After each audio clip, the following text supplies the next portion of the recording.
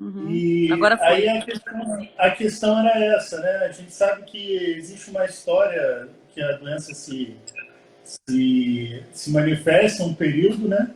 E o acompanhamento que a gente tem que fazer é esse. A gente tem que prestar atenção, principalmente na febre, e em algum momento, né, a gente vai ter que ficar mais atento à questão da falta de ar. Uma coisa também que tem sido falado, né, às vezes o paciente que pode estar acometido é o mais idoso, e falado que a falta de ar no idoso pode surgir um pouquinho antes.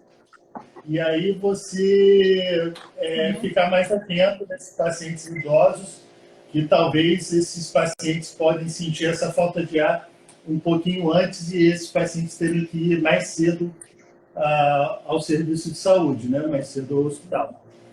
E você tem mais alguma pergunta? Pergunta para a Carla?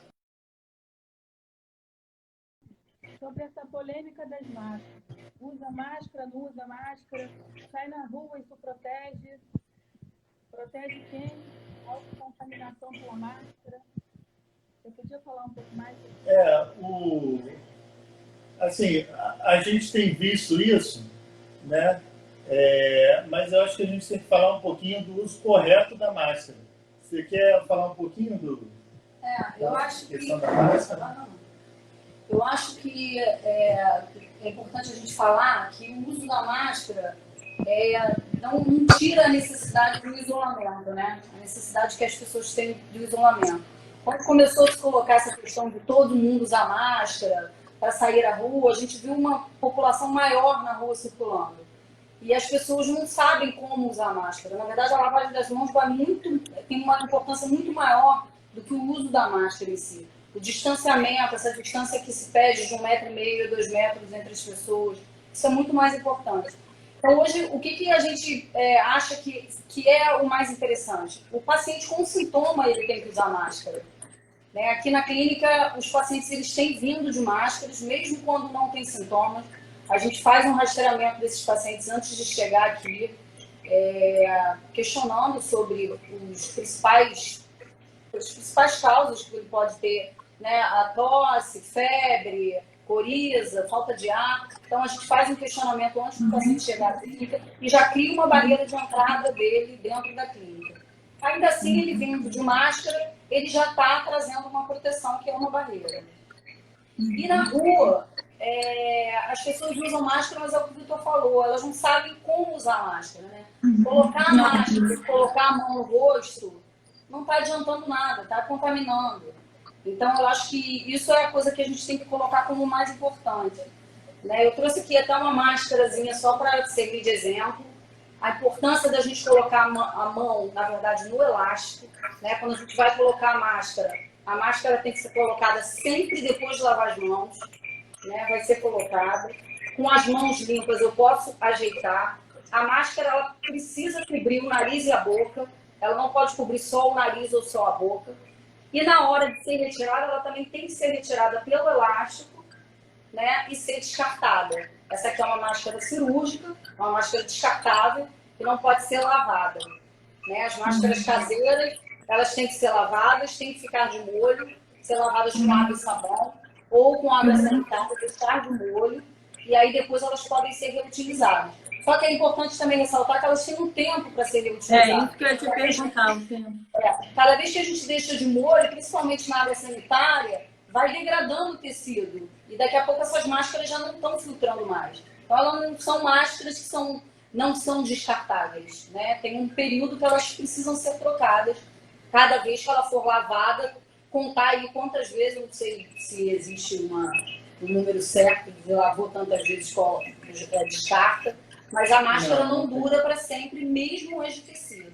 Eu acho que a máscara de tecido, qualquer sinal de que o tecido já está com fragilidade, já indica você substituir. E você vai usar outra máscara. Você quer falar um pouquinho? Vou aproveitar, só vou fazer um comentário aqui.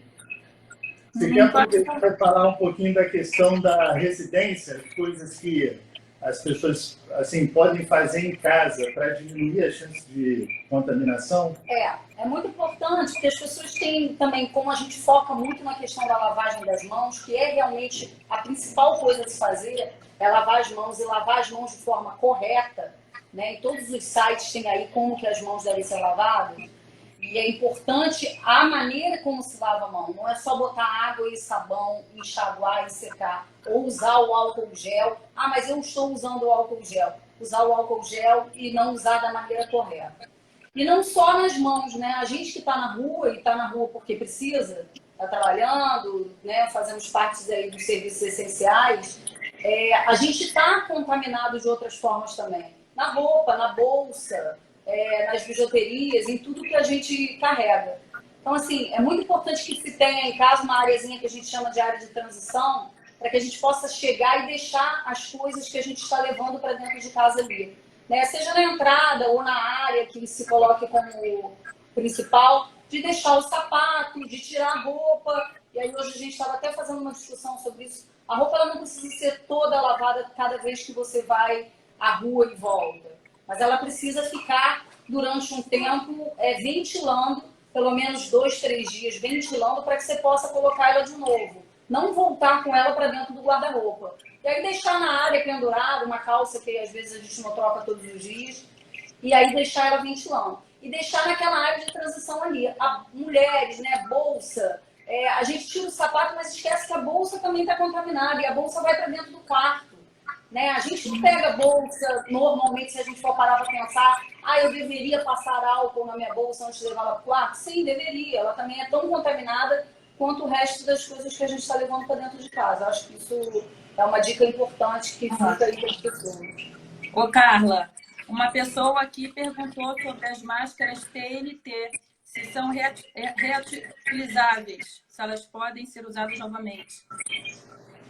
Então, eu acho que a TNT ela funciona um pouco como a máscara cirúrgica, né? Porque ela tem furinhos, na verdade. Né? É um tecido que é um tecido barato, então as pessoas estão orientando que se faça de TNT porque tem um preço acessível para que as pessoas possam fazer, mas ela é considerada uma máscara descartável. Utilizou durante aquele período, tem que ser descartada. Uhum. E você é favorável que se use máscara, então, na rua? Então, eu acho que se a pessoa precisa ir à rua, ela pode ir de máscara, desde que ela lave as mãos antes de colocar a máscara e vá à rua realmente com uma necessidade. Não achar que com a máscara ela está protegida de pegar o Covid-19, porque não é isso. Né? A gente tem visto mais pessoas na rua e de máscaras porque acham que estão de máscara na rua e estão protegidas. E não funciona muito bem assim. A máscara é um a mais para se proteger, mas o isolamento social ainda é necessário. Uhum. E atividade física? O que vocês podem falar de atividade física? No momento que não tenha pessoas circulando na rua. Vocês acham saudável? Você acha que... Hein, Vitor? Então, a gente acho que a recomendação acaba sendo a mesma, né?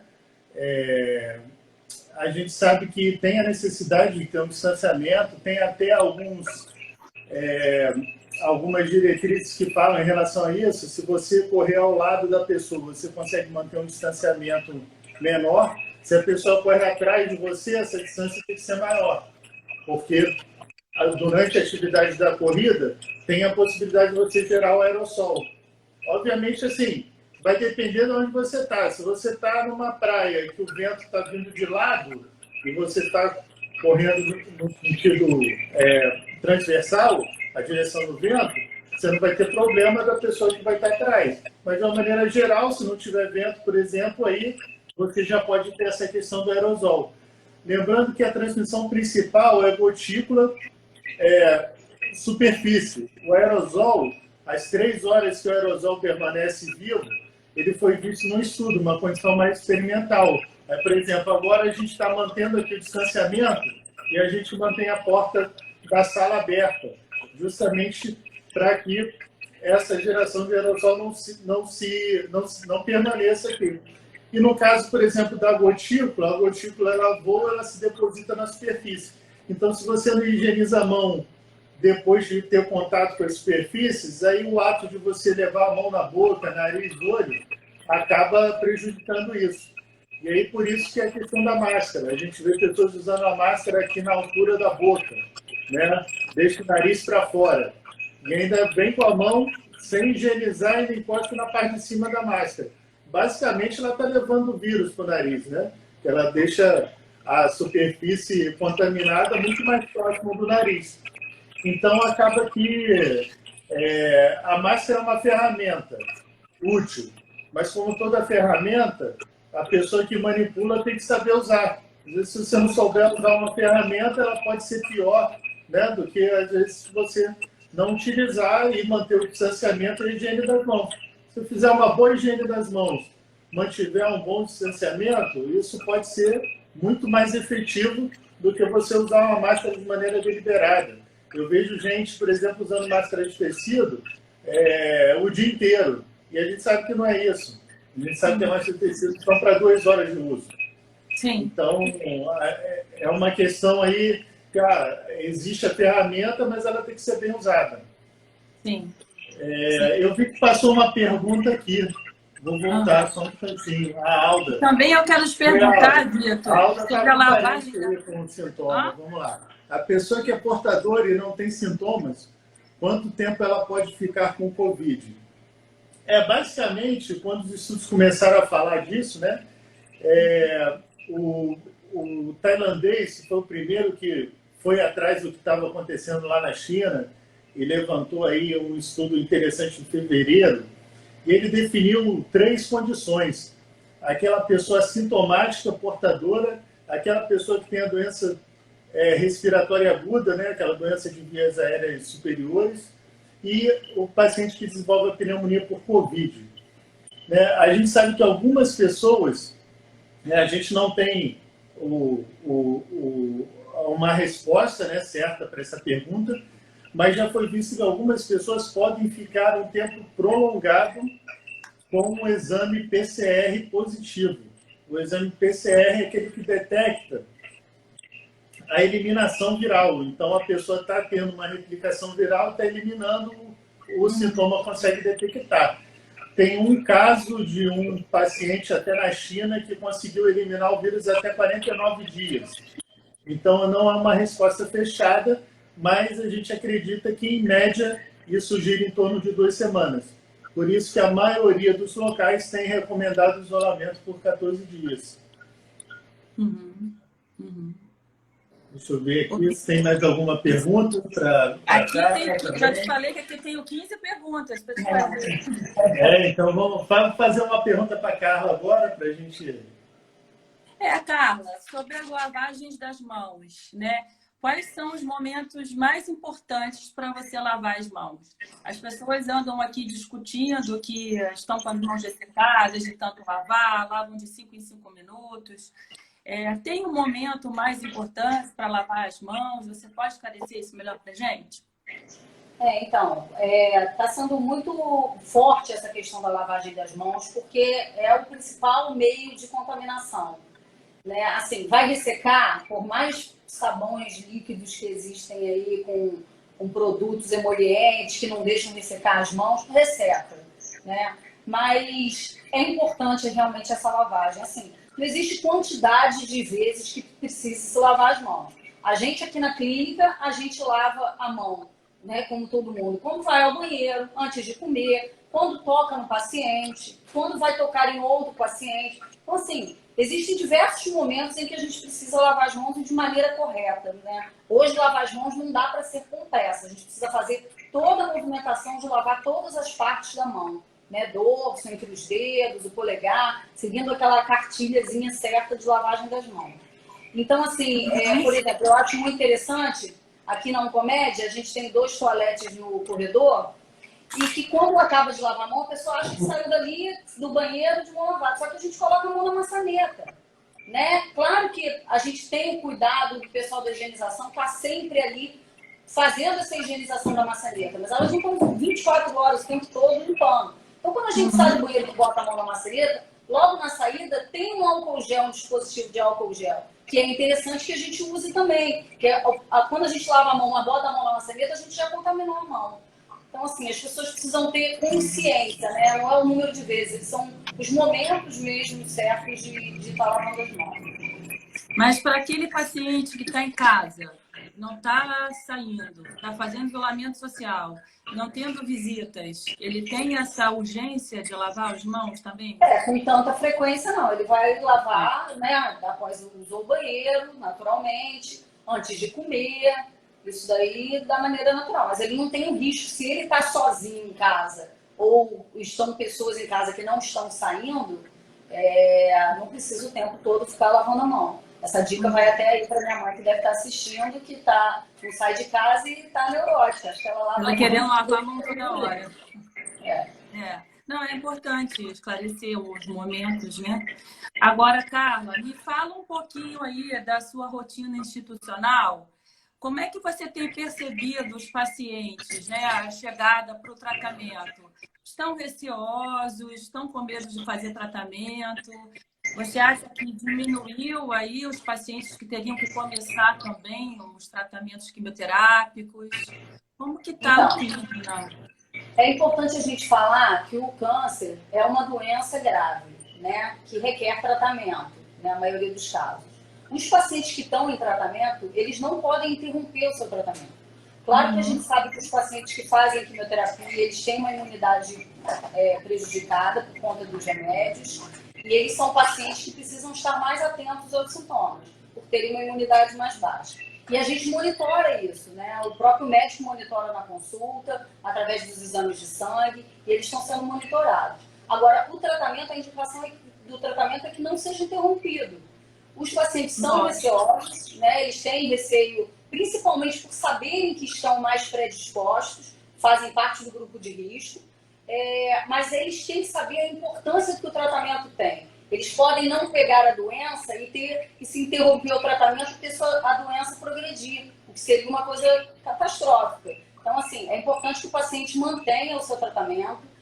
A gente tem essa fala de tranquilizar os pacientes com relação a isso. A gente tem uma série de medidas dentro da clínica do cuidado com o paciente, exatamente para que ele esteja protegido.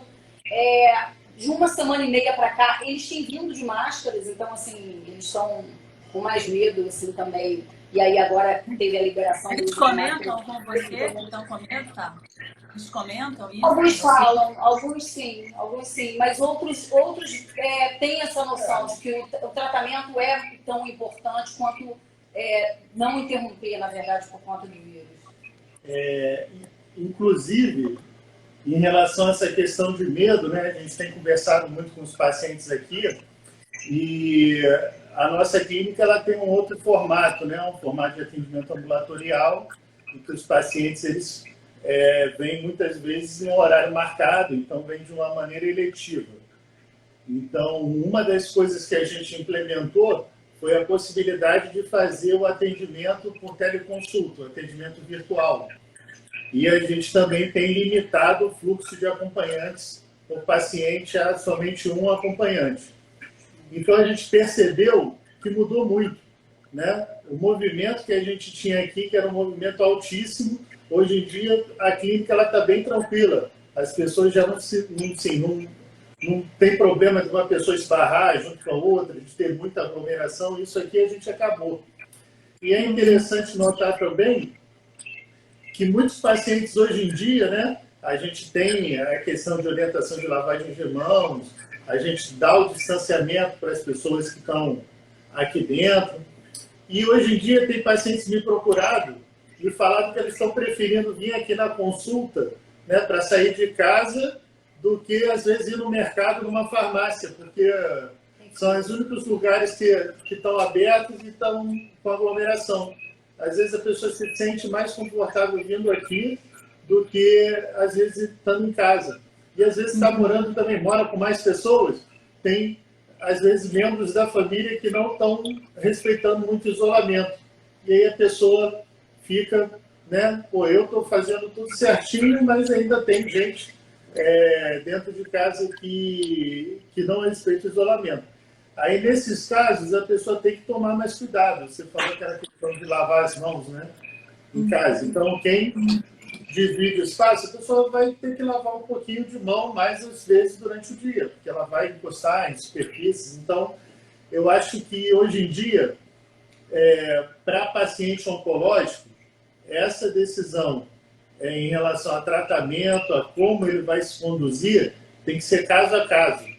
A gente tem que imaginar, nós somos uma clínica que temos unidade em Niterói, Botafogo, São Gonçalo, sendo 2 unidades em Niterói, e Caraí e São Francisco. Niterói, por exemplo, tem fácil acesso a vários hospitais. Os médicos eles são relativamente perto das pessoas, mas a gente abrange aí receber pacientes desde Niterói até Cabo Frio. Tem pacientes de Rio Bonito, Saquarema, Itaboraí. E aí o paciente que está mais distante do atendimento, ele tem outra realidade. O deslocamento dele vai ser um deslocamento mais difícil. Ele vai ter contato com mais pessoas. Ele pode, de repente, necessitar um transporte coletivo, vai se aglomerar. Agora, tem pacientes que moram a 1 quadra, 2 quadras de um comédio e vem a pé. Então, são cenários diferentes. A gente tem que entender isso também. E aí, o que eu tenho feito, né, todos nós, né, todos os médicos aqui, nós temos feito fazer uma decisão caso a caso. Né? Cada pessoa vai ter uma necessidade e vai ter uma possibilidade diferente e a gente vai unir isso em prol, né, de todo mundo. Uhum. E passar, o que vocês têm feito é passar segurança para o paciente, que é o mais importante, né? Sim, com certeza. Sentir seguro. Agora, teve uma pergunta aqui da Tayane, que ela pergunta sobre a vacina de gripe. Se é o momento adequado para se tomar essa vacina? Porque, ao mesmo tempo, se você vai num posto, pode ter aglomeração, né? Então, os postos, eles fizeram, na verdade existe, né, acho que do Ministério da Saúde mesmo, um calendário exatamente para não haver tanta aglomeração. Aqui em Niterói a gente viu isso, né? Assim que a vacina começou, no primeiro dia, segundo dia, as vacinas esgotaram porque todos os velhinhos foram no primeiro dia vacinar. E eles tinham aí um período que seria exclusivo para eles. Como agora já está um outro período, acabou dos velhinhos, vai entrar um outro período. Daqui a pouco entra o período das pessoas acima de 21 anos e por aí vai. Então, assim, acho que a gente pode orientar que o momento de tomar vacina é esse, sim, da campanha, mas que não precisa ir desesperadamente todo mundo no mesmo dia. Né? Evitar realmente essa aglomeração. Por mais que as pessoas dos postos estão tentando fazer esse distanciamento de 1,5 metro, às vezes não conseguem, pela quantidade de pessoas que tem. E lembrar que a transmissão da influenza segue uma dinâmica muito parecida com a do coronavírus, né? Então, a gente vai transmitir mediante não observar essas medidas de higiene. Como nesse momento está todo mundo aí fazendo a quarentena, praticando distanciamento, observando mais essa questão de higiene das mãos, obviamente a gente vai ter uma diminuição também desses casos de transmissão de influenza. Então, se a pessoa está em quarentena, está em casa, está fazendo tudo direitinho, dá para ela aguardar. Ela não precisa ir hoje no posto, ela pode imunizar daqui a 2 dias, semana que vem, ou daqui a 2 semanas. Ela não vai estar tendo contato, né? Então, é esse contato coletivo, de aglomeração, falta de higienização das mãos, que vai transmitir a influenza também. Então, acaba que uma coisa está ajudando outra aí, né? A gente se espera que nos meses mais frios do ano, junho e julho, a epidemia de influenza ela seja mais significativa. Então, se a gente já começar a praticar isso de agora, imunizar a população, lá na frente a gente pode ter uma diminuição desses casos também. Tem uma pergunta aí, Vitor. O paciente, quando precisa de uma transfusão de sangue e é idoso, você consegue ver a pergunta? Sim. Então, aí para transfusão de sangue, hoje em dia, na verdade, o que a gente tem discutido muito é a indicação, né? Eu acho que a indicação nesse momento tem que ser muito rigorosa, por vários motivos. Primeiro, porque Hoje em dia, os hospitais, né, já têm previsto, né, receberem uma carga maior de doentes. Os próprios doentes que desenvolvem Covid-19, em algum momento, eles ficam mais graves. Às vezes podem evoluir com algumas complicações do ponto de vista hematológico e necessitar de transfusão sanguínea. As outras atividades hospitalares também demandam esses componentes do sangue. E a gente sabe que com essas medidas todas de restrição, teve uma certa diminuição aí no número de doadores. Então, hoje em dia, eu acho que teria que se avaliar muito bem uma transfusão, por exemplo, no ambiente domiciliar, para saber se realmente é uma indicação absoluta de ser feito naquele momento, ou se é uma situação que a gente pode lançar a mão aí de outras medidas clínicas para evitar esse consumo durante esse período. Vitor, tem uma pergunta sobre a fabricação caseira de álcool gel. Como o álcool gel está em falta no mercado, se é possível fazer algum preparo caseiro, se isso tem funcionalidade. Não, a gente não tem indicado preparos caseiros de álcool gel, não, até porque é um processo industrial, não é um processo industrial fácil, é um processo industrial complexo. Eu já tenho visto que várias empresas já têm disponibilizado contato para compra, né, de álcool gel. Aqui, por exemplo, no nosso serviço, a gente não teve nenhum problema, a gente tem usado bastante. E até mesmo em termos de farmácia, mercado, hoje em dia você já vê que vários já estão oferecendo aí com mais quantidade. Então, eu acho que agora não seria um momento acho que no início teve essa corrida, né, para se tentar aí fazer uma fórmula caseira de álcool gel, mas é perigo de você não fazer a concentração adequada, perigo da manipulação dos ingredientes, né, porque eles podem ser tóxicos, então é uma coisa que a gente não tem recomendado. Tá, tem outra pergunta também sobre as roupas, o manuseio das roupas, se elas precisam de alguma maneira serem lavadas, usou, trabalhou, lava a roupa toda, como que deve ser tratado isso? Sobre os animais também, só para não esquecer, se os animais transmitem a Covid, também tem essa pergunta, e se o álcool 70 substitui o álcool gel. Estou falando só para não esquecer. Vou organizar aqui, vou fazer o seguinte, a pergunta da roupa, a Carla vai falar agora, e depois ela emenda essa pergunta do álcool gel e álcool 70, e depois eu falo dos animais de estimação. Ótimo, ótimo. Então, das roupas eu falei um pouco no início, né? A roupa é considerada também contaminada para as pessoas que estão na rua e chegam em casa. Ela não precisa obrigatoriamente ser colocada para lavar, só que ela não deve ir para o guarda-roupa. Então, assim, é importante que a pessoa tire a roupa e coloque lá naquele espacinho que a gente chamou de espaço de transição, que é onde vão estar as coisas sujas, vamos falar assim, que é o sapato, a roupa. E aí ela pode ser pendurada no cabide, ficar ali no próprio varal durante 24, 48 horas pelo menos, 48 horas, pegando um ar que já é o tempo do vírus inativar para ela poder usar aquela roupa novamente. Não precisa lavar todas as roupas assim que usa, mas não entrar com a roupa dentro de casa, nem colocar dentro do guarda-roupa, isso é importante.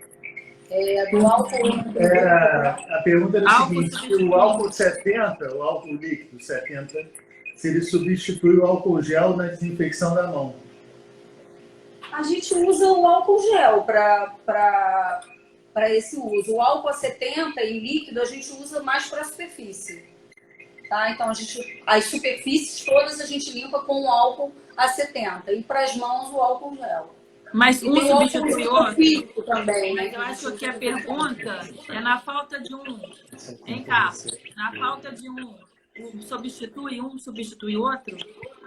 Então, o álcool 70 pode ser utilizado nas mãos também, mas para as pessoas que reclamam do ressecamento, ele é um álcool que resseca muito mais. O álcool gel ele tem uma preparação mais para as mãos para não ressecar tanto. Tá bom, obrigada. Os animais. Falando dos animais de estimação, realmente teve, né, alguma coisa que foi falada em relação a isso, porque teve primeiro um cachorro que foi identificado a presença do vírus no exame de PCR, mas provavelmente não era uma doença, poderia ter sido até uma contaminação. E depois teve um paciente na Bélgica, doente do Covid, que viram que o gato de estimação estava também com a presença do vírus e, a princípio, o gato poderia ter uns sintomas, não ficou muito claro isso. Então, é uma situação assim, todos os coronavírus, né, que a gente noticia, que a gente já viu epidemias, eles precisam de uma transmissão que a gente chama de transmissão zoonótica. Eles precisam fazer um pulo, eles pulam entre espécies. Nesse pulo entre espécies, eles sofrem mutações. Essas mutações que configuram algumas características diferentes.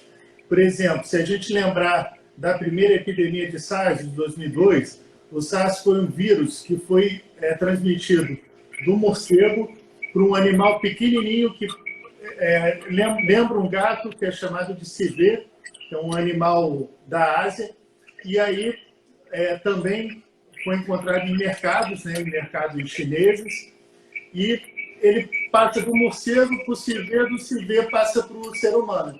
E aí, no ser humano, ele já chega com algumas mutações em que ele causa doença, né? E como ele vem de um reservatório animal, o ser humano ele não é imunizado contra um vírus, né? Contra qualquer um desses coronavírus novos que surgem. E então, a gente realmente tem essa preocupação. Em 2015, em 2009 a gente teve o H1N1, e depois, em 2015, a gente teve outro surto, que era o surto de MERS, que é outro coronavírus. Que aí também foi passado, e foi passado através do dromedário, né? O dromedário, para quem não conhece, é um tipo de camelo, e os árabes tinham a mania de beijar o dromedário. E aí isso passou para o ser humano, e você teve uma epidemia que fez muito menos vítimas, né, que a Covid-19. E aí, no caso atual da Covid-19, muita gente perguntando, né? Na verdade, a gente não sabe quem foi o primeiro paciente, né? Quem foi o primeiro ser humano que contraiu o SARS-CoV-2. Né? A gente não sabe ainda. A gente sabe que possivelmente ele veio do morcego, foi encontrado um vírus com 87% de semelhança ao que a gente tem, depois foi encontrado um vírus com mais semelhança, perto de 98%, no pangolim. O pangolim é um pequeno animal que tem na Ásia e na África, mas ainda não foi identificado realmente quem foi o primeiro paciente. Então, ainda não se sabe exatamente de onde veio isso. Mas, a princípio, né, se a gente tivesse que falar assim, eu estou com Covid-19, tem que ter uma restrição para animais selvagens, você evitar contato com animais de fazenda, por exemplo. Então, contato com cavalo, com esse tipo de animal que a gente não sabe até que ponto o vírus pode passar ainda para outras espécies. Tem uma pergunta aqui interessante, se as visitas entre familiares estão também restritas. Então, o que acontece? A gente tem orientado, né, que pessoas que moram no mesmo núcleo familiar, né, moram na mesma casa, sim, essas pessoas não tem problema, né? Elas vão manter, né, um isolamento social entre elas.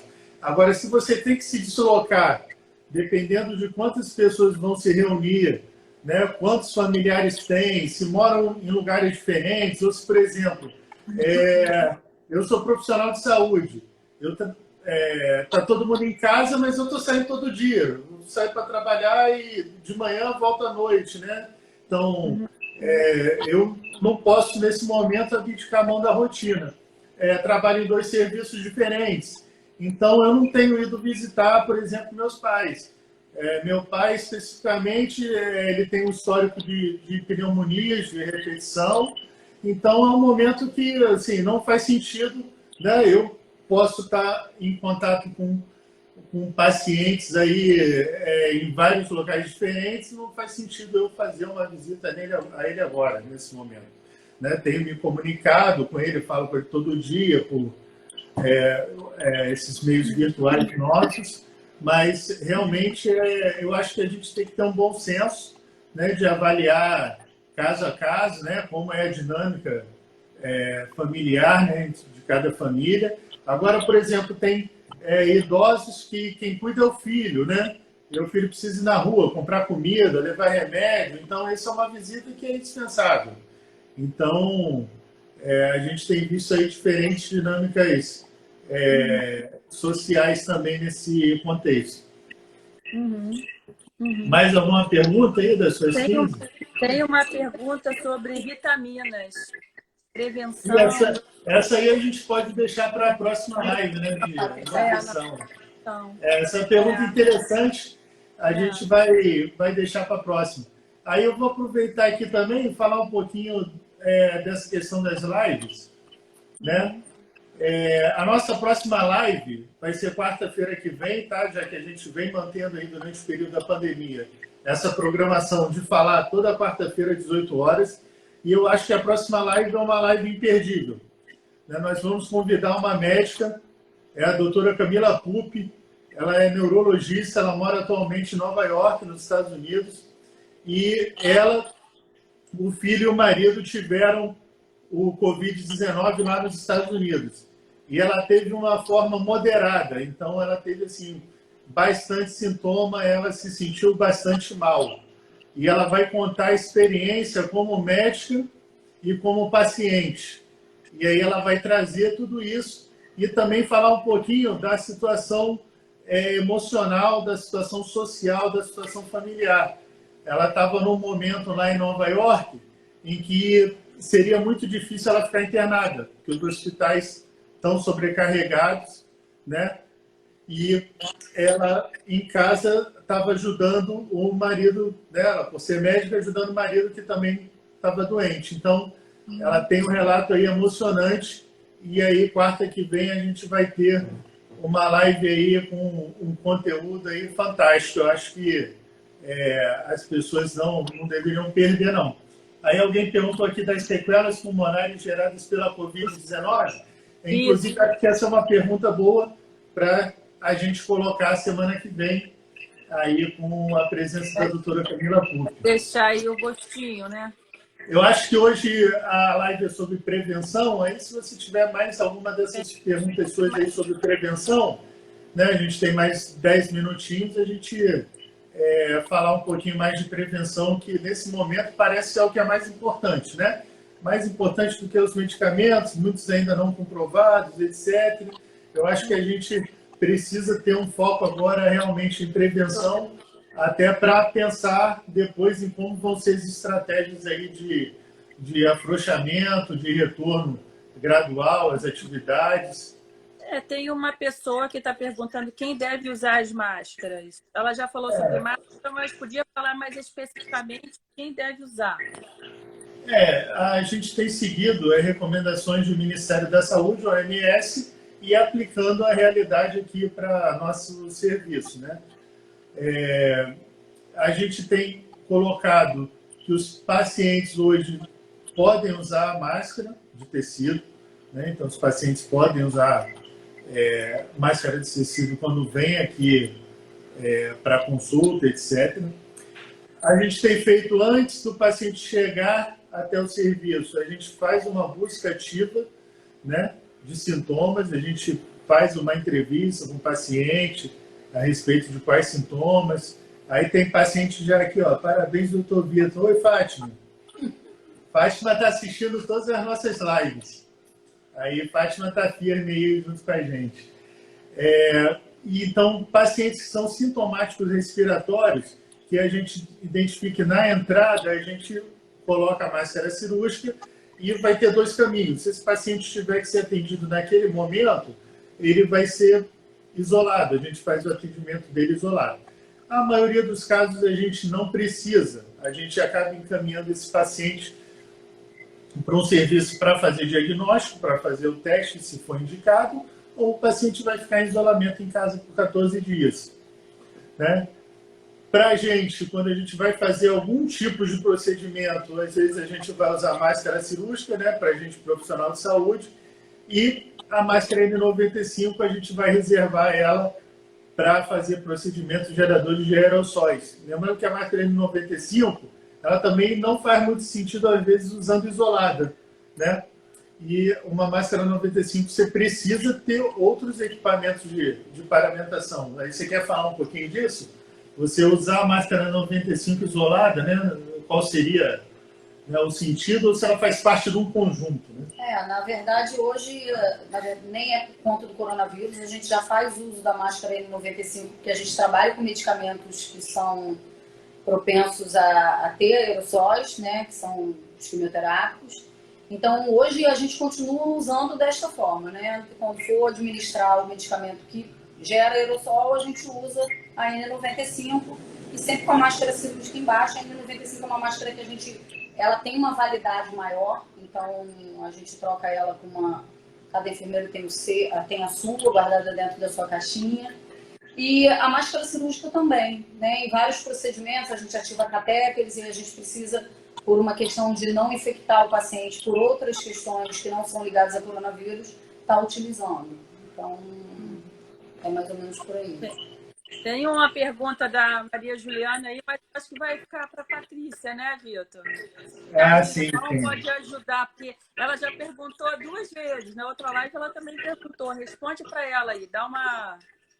Eu acho que a gente pode ultrapassar um pouquinho a Patrícia Reis, que não sei se ela tem respeita, depois ela... Mas ela respeita, e a gente também, muito. Mas eu acho que a gente pode falar assim, independente do uso de vitaminas, né, de suplementos ou não, uma alimentação balanceada é sempre muito bem-vinda e faz com que a gente tenha uma imunidade boa, né? Então, tá sempre comendo legumes, verduras, frutas, proteínas, quando for o caso. E eu acho que a questão específica da vitamina, do chá de limão, do chá de gengibre, a Patrícia vai poder realmente falar melhor. Patrícia botou olhinho. Vamos deixar para ela isso aí. Oi, Patrícia. Mas uma alimentação balanceada é o que ela sempre ensinou pra gente, né, Patrícia? A gente vai passando isso adiante. Tá, e quero aproveitar e falar essa nossa programação. Então, falei dia 22, né? Nós vamos estar falando com a doutora Camila, neurologista, que vai dar esse depoimento aí emocionante, né? Sobre como foram os sintomas. Foram aí, acho que em torno de 10 dias, sintomas bastante pesados. E eu acho que vai ser muito legal. Na verdade, eu já ouvi um depoimento dela ontem. Ela fez um depoimento em outro canal para outra live. E realmente eu acho que vocês vão gostar bastante. E, obviamente, ela vai estar aí para ajudar a tirar outras dúvidas, né? Que a gente até conversou semana passada, né?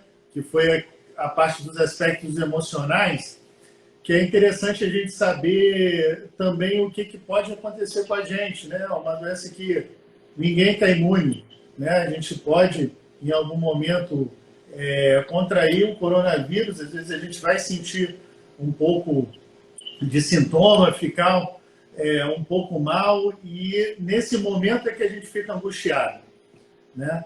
E aí trazer essa experiência de uma pessoa que passou por sintomas de coronavírus, tinha uma dificuldade aí que foi logo bem no início da pandemia, então as pessoas estavam mais preocupadas, era uma coisa que assim trazia mais medo, era mais angustiante.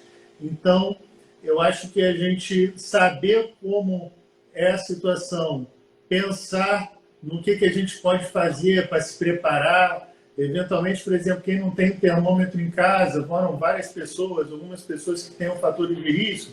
Será que já não é hora de eu ter um termômetro em casa? Para agora e também para depois, né? É uma medição de temperatura que às vezes pode fazer a diferença aí entre a pessoa já começar a prestar atenção nos sintomas e ajudar ela no tratamento, aí, no combate à doença.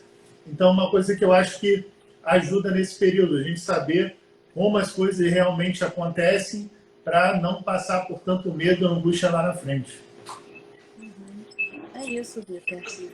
Eu vou pedir para a Carla fazer as considerações finais dela, né? Porque estão aí faltando 4 minutos e a gente poder encerrar. Queria muito agradecer a presença dela aqui. Ela estava meio reticente aqui, um pouquinho tímida, mas ela falou bem. Super Acho que ela falou bem, acho que ela tem futuro aí. Tem. Carla, você quer falar sobre as subnotificações? É uma pergunta que você... Subnotificações que você tinha falado? Algumas pessoas questionam, né, o que na verdade são subnotificações, que tanto se fala. A gente imagina que a gente mora aí num país que tem 200 milhões de habitantes e que não teria como dosar o vírus e saber quem é positivo e quem não é. Seria impraticável. Então, agora acho que estão se abrindo mais, né? Estão chegando os kits novos para mais casos, mas que as pessoas entendam que realmente os exames estão sendo feitos em pessoas que têm realmente sintomas. A gente fica doido para saber se realmente a gente já teve, né? Será que eu já tive? Aí já estou liberada para poder andar na rua, para poder visitar minha mãe, né, os parentes. Mas não dá para todo mundo fazer o exame, né? São muitas pessoas e não seria justo com tudo aí que tantas pessoas realmente que precisam fazer e ainda nem conseguem. Então, subnotificação é exatamente isso, né? Quando sai lá tantos casos confirmados, a gente pode ter certeza que aquele ali é um dado que não é tão real, porque existem muito mais pessoas que já foram contaminadas e que não dosaram, e por isso não estão ali dentro daquele número. Então, o número, na verdade, é muito maior. Claro que isso assusta muito mais a população, de imaginar, não sei hoje quantos casos já bateram no Brasil, mas você imaginar que a gente tem muito mais casos do que aquilo ali. Mas a gente vai conseguir passar por isso. Eu acho que a mensagem positiva que a gente precisa colocar para as pessoas é realmente isso. De qualquer forma, não saiam de casa à toa, lavem bem as mãos, tenham cuidado com você e com os seus. Né? Eu acho que isso é a dica maior que a gente pode ter nesse momento, que ainda é considerado um momento bem delicado. Tá? Obrigada pelo convite. Então foi ótimo, super esclarecedor. Tá? Foi um prazer estar com vocês hoje. Então, Vitor, até a próxima. Vitor vai fazer a próxima com a médica, né, Vitor? Quarta-feira que vem, dia 22/4, nós vamos fazer uma live com a doutora Camila Pupi. Tá? A doutora Camila Pupi mora em Nova York e ela foi vítima da Covid-19, teve um quadro moderado, né? Então, um risco aí de poder ter desenvolvido uma doença grave, num contexto que ela mora lá com o filho e com o esposo, que também tiveram, no momento que Nova York estava com dificuldade de vaga em hospital. Então, você imaginar que você pudesse chegar no hospital e não ter respirador no meio dessa pandemia, realmente era uma situação muito dramática, e ela vai falar um pouquinho para a gente. E aí, dia 29, a gente vai fazer a live com a Patrícia Reis. Patrícia, dia 29, 18 horas, hein? Bota na sua agenda aí. Tá? Agradecer a audiência de todos, tá? Vamos continuar aí, e as pessoas também têm se oferecido para falar, e aí a gente está aberto. Quem quiser vir aqui, eu contar uma história, contar seu depoimento, nós estamos com esse veículo aqui que está ajudando todo mundo. Dúvidas que quiserem também, né, tá recebendo de nós esclarecimentos, né? Assim como se quiser dar testemunho, a gente está aberto aí para receber vocês. Tá bom?